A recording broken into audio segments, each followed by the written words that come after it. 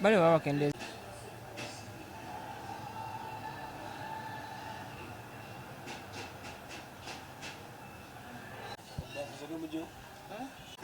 wanji mzee ndabye nabo munange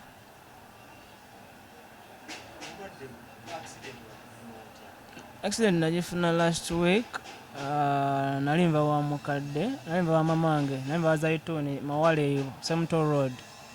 So ekiro mba nkomawo waliwo akatundu baba kaita jagala waliwo ekimotoka kyali kya musenyu bino bitipa nga kiriko ettala limu nali sikirabye nenkyekanga ne tukasuka wansi wenakikanga nakisa nenjiza mu luguudo bwansi wabula najja nakuba saidi yange kati mukwekanga neninya ku muliro yadda buzi eri wansi mu kiwonko.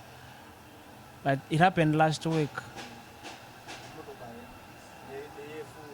Motoka neyefuula nedda side empira negidda waggulu bagisika ne bagijjayo naye nze nali sibimanya essaawa eyo nali simanyi kikigenda mu maaso gwekyo olina omumanya nagenda okuddamu otegeera nga banzigyeyo.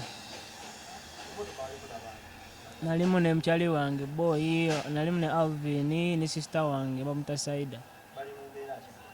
Omu kano akantu kano kagira munda oba yakona kuki kamenyi kabumenyesi ne kayingira munda omukono n'ekintu ekimusala wano. Omulala just yafuna akagundi ku lugalo, sister yange talina kye yafuna.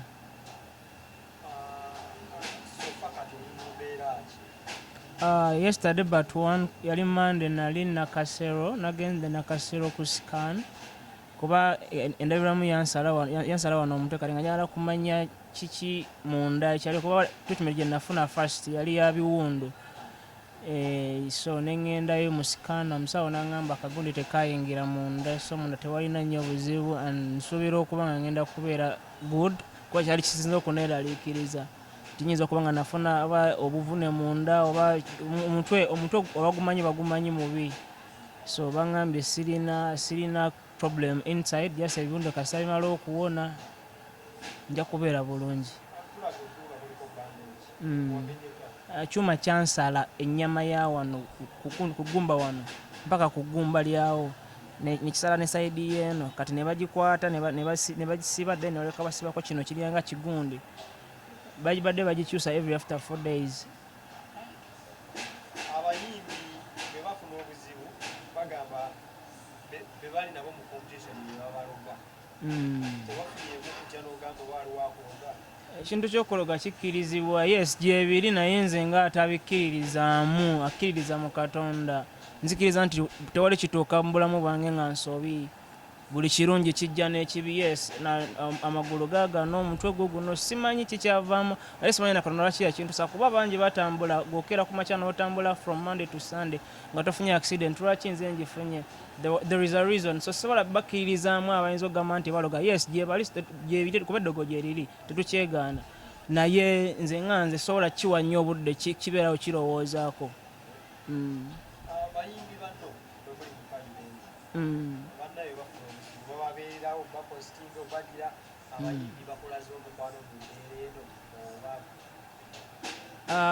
abasobodde abatasobodde ate nabo sisobola banenya kuba abantu abasinze okujja mu mbeera eno mu bulamu bwange kyewunyisa be bantu bembadde simanyi. Yes, abantu bembadde simanyi abadde out there nga bawulira ennyimba za King Fire nga bawulira King Fire basinze okujja okunnyamba ennyo.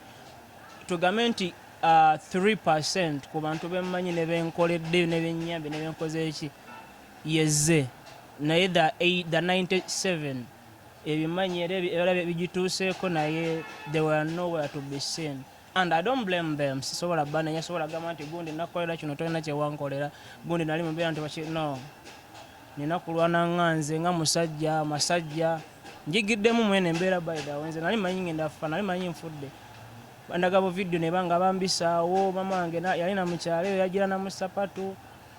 So byonna bibaddengawo, byonna bibadde bituukawo mu mbeera eno gye mbaddemu kati wiiki namba. Nina byenjigiddemu, nina byendabiddemu, nina byendabyeko. So sobola kudda wano sobola kudda kulowooza ku bya bali eri abatanyambi oba bataze kundaba. Yes, nga tebabadde bakiraba. They have their own reasons. Yes. Ebiseera ebisinga ndabye nti mbaddenga ku kituufu kuba nze muntu ata pretendinga. Kinjigiriza nti buno obulamu bye nnina okukola byempulira nti nsobola okukikola. Nsobola okugamba nti nsobola okukera ku makya n'ennyimba olumba nga luli bwoti nebwoti. Nze ennyimba ze naddamu abantu bagamba ennyimba zansula. Nina ennyimba nga My Child, mwana wange, n'olumba lwa maama, n'ennyimba ezibulira ezikwata ku muntu n'embeera zisobola okusomesa omujijjo oguliddawo. Si nti ffenna tugenda kukola bye bagamba nti music ali diluted nedda. So njigiddemu kinnyongedde amaanyi agasobola n'okwogera bye mbadde oba sometimes ntya okwogera. Kindaze nti essaawa yonna newe naaba mbyogere namba sibyogedde nsobola okufa at any time kuba ekyongedde n'okundaga nti seerinaako obuyinza nze ng'omuntu. Yes.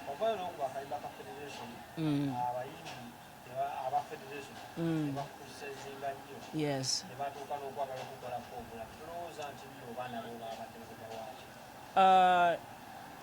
Sisobola balowooleza nga bwe nagambye in the first place. Sobola balowooleza. Omanyi nze ekibi nkimanyi era nkyogerako nti kibi n'ekirungi nkyogerako nti kirungi.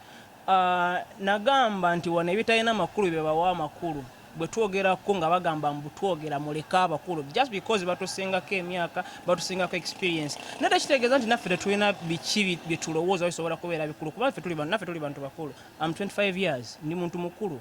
So navaayo nenjogera bamanyi tewali atamanyi kuva ku pulezidenti waabwe. Waliwo n'omu gwe sandyagadde kwogera linnya namusanga ku church tusabire wa Pastor Bugembe last week but one yali birthday just because kuba bamanya nti olumba lwabatuukako nemugamba hi happy birthday nemuyita nerinnya nga mmanyi kuba ne manager wa mayi bonna bamanya nemukubako n'ebifaananyi nga tanabatandika kuyimba nga nkyali photographer naye just because balaba nti nalyoba ng'abayingirire oba ayogera amazima imagine nga tulina mu church nantunulako obutunuzi bwati nandabisa mu bantu mu bantu abayitirivu naba church era n'okunzira muntu beki naye nga yandaba yayampulira nantunulako obutunuzi. So ngalaga the hate inside gye balina just because omuntu ayogedde kiki ekikyamu kye bali mu kukola.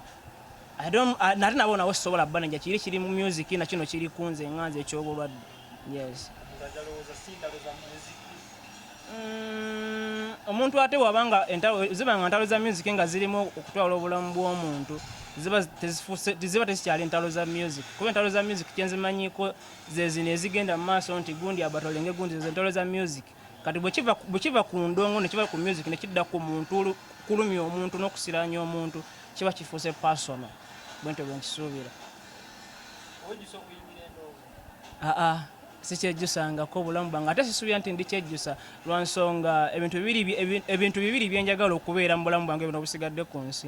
One, ku spreadinga gospel. Ekyokubiri kukuba ndongo kuba bwe nkuba endongo eno nze eyange gyenkuba si yakucyakala bucyakaza abantu abasinga era bammanyi yakusomesa kyenjagala. Being man nze ndi muntu akulidde mu family enjavu emboofu endoge ensiranye. So manyi sagala abaana bange oba balala bagwe mu ezo omusobi ate sagala abantu bagambe nti music industry yayonooneka. No,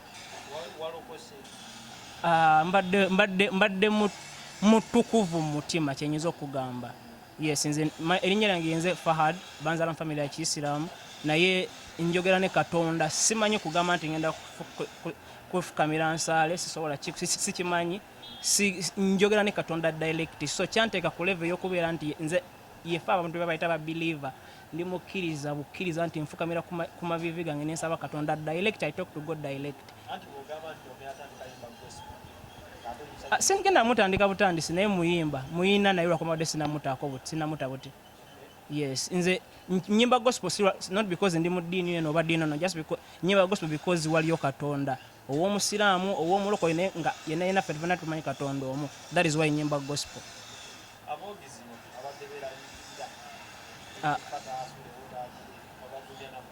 King Fire Fudde RIP waliwo abakuba n'essimu nga babuuza okuziika kwawa bannange mwenna abali ababadde balowooza nti nafudde oba nafa oba ngenda kufa kyenyinza okubagamba yes ebiwundu mbirina ebyoku mubiri naye ebyomunda mwoyo ne mumutima ng'omuntu wallahi katonda yabiwonya sibina nyinza okugamba nti esaawa zino kiyinza okubagamba nti ndi bulungi omuchwa nti ndi bulungi right now bino ebiwundu just biwundu biwona buwonyi enkuvu osigalawo n'okgenda temweraliikirira mama wange baganda bange na buli muntu amumanyi n'okusingira ddala abantu abali eyo abamumanyi nga sibamanyi mwana bambi mwenna mbagala nnyo naye temweraliikirira nze ndi fine bale baba bakendeza